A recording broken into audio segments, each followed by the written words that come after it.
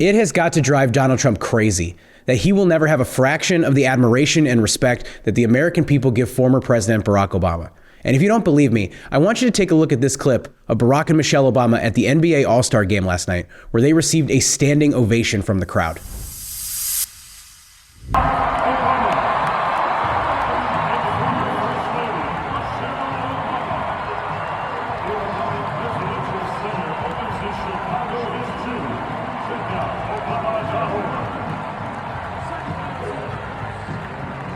And again, I'll say the same thing I said yesterday. It's good to see them again, particularly today because it's President's Day, reflecting back on who has been a worthy president and who has been a horrible president.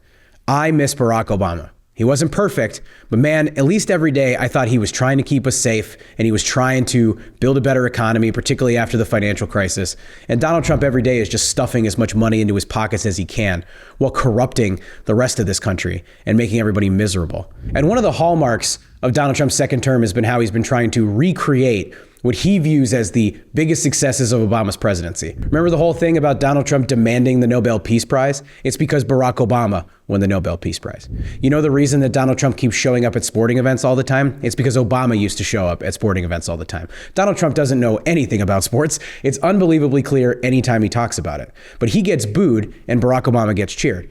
Not only that, Donald Trump wishes that he had a fraction of the the charisma that Barack Obama has. Here he is in the middle of the All-Star game, catching a ball that goes errant off to the side. What he said was, "That's what I do. I got it. That's what I do." Could you imagine if Donald Trump was sitting courtside at a game like this? First of all, Trump would never sit courtside. He would always want to be in the suite. Okay, and I'm not going to pretend that courtside seats at the NBA All-Star game are a man of the people type thing. But Trump always wants to be as far away from other people as possible, and the Obamas put themselves front and center on the court. And Trump, if the ball ever came to him, he probably would just throw his hands up in the air. Remember a few months ago when somebody fainted during one of his press conferences and all he did was stand around like an idiot? I know what Obama would have done because it happened more than a few times where somebody fainted or had a medical emergency. He would call for help. He would try to help that person. And again, to me, it's Obama, not a perfect president. There's plenty of things I could complain about. But there was a man who had some real charisma, who had some joy, who enjoyed being around other people, and who was trying to make this country better. Whereas Donald Trump is just thieving and hurting people and destroying this country every single day. It's just fun to see a president filled with joy that people actually like, who actually enjoys being around other people and talking about sports. And again, the more important thing is about getting stuff done to help people, but we know Trump isn't doing anything about that. And I'll make this point over and over and over again. One of the worst parts of Trump's presidency is how soulless he is. He's posting racist AI memes. He refuses to try to bring us together during moments of national crisis. He's just not a good person. And I miss having Barack Obama for those moments where he could bring us together and remind us that we're one people, not a collection of political interests. One other thing to add here is that Donald Trump was expected to go to the Super Bowl earlier this month, but he decided not to at the last minute. And a lot of people said that was because of the Bad Bunny halftime show. But what I actually think it was about is that Trump is getting booed everywhere that he goes. So is JD Vance, for that matter. And I'll play a clip of him getting booed at the Olympics in a second. But Trump can't go anywhere without being yelled at and accosted by auto workers or booed by sports fans, because that's how bad the economy is. That's how angry people are about the Epstein cover-up. That's how mad they are about ICE kidnapping people and murdering Americans on our streets. He should be booed in every room that he's in. I want to show you this because I'm a big pro wrestling fan, and I enjoy watching the pay-per-views that they put together. This is SummerSlam from last year, where all they did was show a photo of Donald Trump in a promotional package about something that one of their company's executives was working on. And listen to how Donald Trump, at a wrestling event, a pretty MAGA-coded event, gets mercilessly booed by the crowd.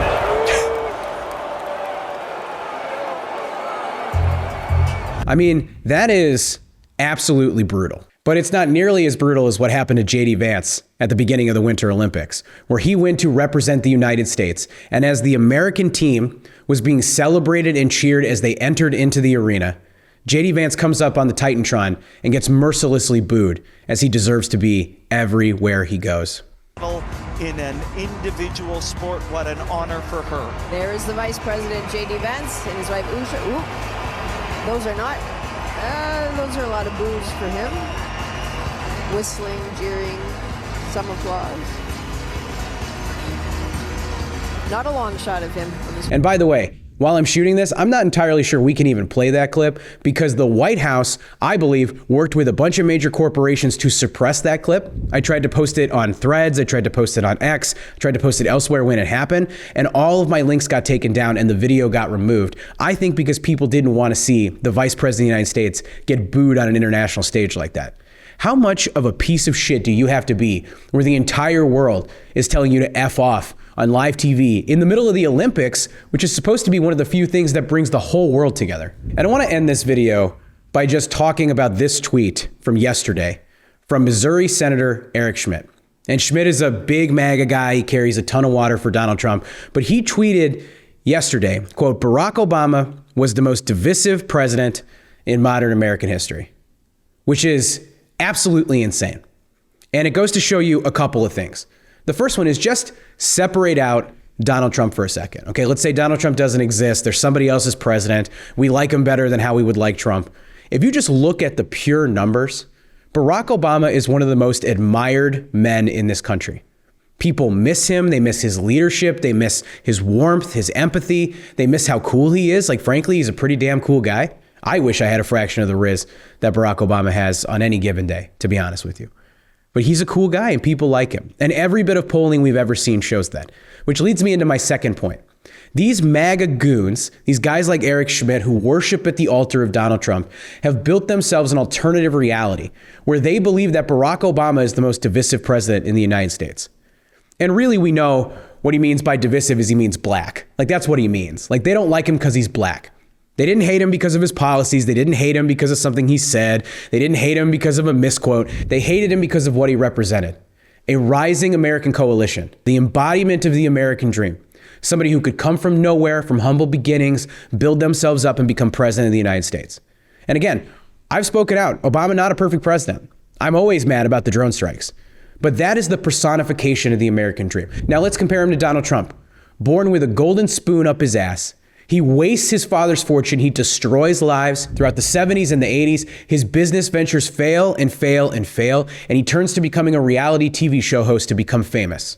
He's able to embed himself in the culture, yes, and he wins 2 presidential elections. I'm not going to pretend like that's not an impressive accomplishment. But Trump is the personification of the Epstein class, a group of people who are never held accountable for their actions, who get away with hurting people, abusing kids, stealing, corruption. They get away with all of it. Meanwhile, Obama has to claw his way from the very bottom all the way up to the top. And Barack Obama takes over in the middle of a financial crisis that he stabilizes, helps tens of millions of Americans make sure they don't lose their homes, rebuilds the economy after the previous president, George W. Bush, crashes it. Why, of course, does every Republican president in my lifetime have to crash the economy? Every single one of them. Trump's the first one to do it twice. Meanwhile, Donald Trump inherits 2 reasonably good economies both times, first term and second term. And he crashes them and makes them dramatically worse than they ever were before. He's making everything more expensive. He's making it harder to buy a house. The job market's a mess. And he's running around talking about the golden age of America because he's stealing and taking $4.5 billion from the American people in corruption. That's what he's doing. There could not be a bigger contrast between these two men. And I'm sure that Donald Trump stayed up all night raging and ranting and losing his mind over the admiration that Barack Obama gets at the NBA All-Star break. Because Donald Trump is the smallest man who's ever lived. All he wants is a fraction of that love, true admiration from the public. Not all these bootlickers who kiss his ass all over X and go on Fox News to try to make their daddy happy. Barack Obama doesn't need stuff like that. Barack Obama doesn't give a shit what I'm saying about him on the internet, and he doesn't need me out there praising him because he's a self-secure man in a loving relationship with Michelle. Meanwhile, Donald Trump is in a loveless marriage. He's a miserable son of a bitch. He hates his kids hate him. He's surrounded by people who only use him because of his money and his wealth and his fame and his proximity to the presidency. And you see that every single day in how miserable that he is. And we have got to get back to a place in this country, one where we can break through these bullshit MAGA bubbles that they've created for themselves, where Eric Schmidt truly believes that Barack Obama was the most divisive president in American history. But more important, to get a good human being back in the White House, who's going to wake up every morning trying to improve your life, not the lives of himself, themselves, and the lives of their friends, where they're protecting pedos, where they're cutting taxes for billionaires who certainly don't need a tax cut, where they're making sure that big business succeeds while small business owners get killed. We have to get back to a place where we have a president who believes in us and is fighting for us. And that's why it's good to see Barack Obama again, because we need these moments to be reminded of what we had, because it can happen again if we nominate the right candidate in 2028. If this video was useful to you, do me a favor, please subscribe to the channel. Make sure you like and comment on the video, share it with your friends. The more you engage, the more this community is going to grow. And make sure you hit that little bell at the bottom so that you can get updates the next time I post a video. Thank you. Hey everybody, thanks for watching this video. If the content was helpful to you, do me a favor and hit like on the video so more people get a chance to see it. Leave a comment and tell me your reaction. Subscribe to the channel for more. And if you want to watch another video, here's one right here.